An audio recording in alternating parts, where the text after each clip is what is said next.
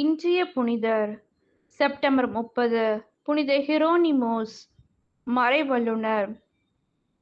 பிறப்பு 347 ஸ்ட்ரீடன், டால்மத்தியா, குரோஷியா. இறப்பு September 30 419 Bethlehem, Palestine. பாதுகாவல் விவிலிய அறிஞர்கள், நூலகர்கள், மொழிபெயர்ப்பாளர்கள். ஹிரோனிமூஸின் தந்தை ஓர் கிறிஸ்தவர். இவரை ரோம் நகருக்கு அனுப்பி இவரின் தந்தை ஜெரோமை படிக்க வைத்தார். இவர் இலக்கணத்தை நன்றாக கற்றார். லத்தீன் மொழியையும் கிரேக்க மொழியும் சரளமாக கற்றுத் தேர்ந்தார். அம்மொழியிலேயே பல நூல்களை படித்தார். ஜெரோம் 360ஆம் ஆண்டு திருத்தந்தை லிபேரியஸ் என்பவரிடம் திருமுழுக்கு பெற்று கிறிஸ்தவராக மாறினார்.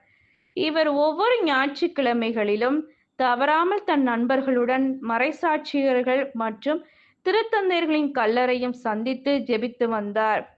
அருங்காட்சியகங்களுக்கு சென்று அவர்களின் வரலாற்றை வாசித்தார்.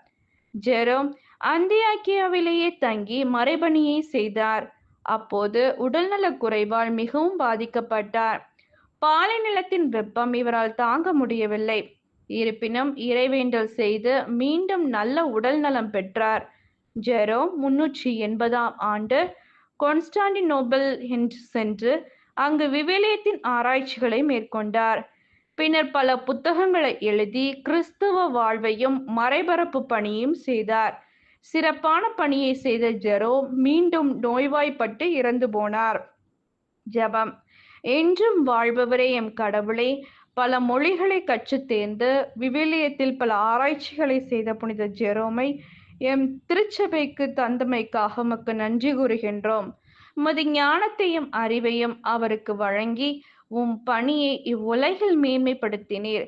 நாங்களும் தூய ஆவியிடமிருந்து பாதுகாப்பை பெற்று ஞானத்தில் சிறந்து என்றும் உமது போதனைகளின்படி வாழ எமக்கு உதவி அருளும்படியாக இறைவா உம்மை மன்றாடுகின்றோம். ஆமென்.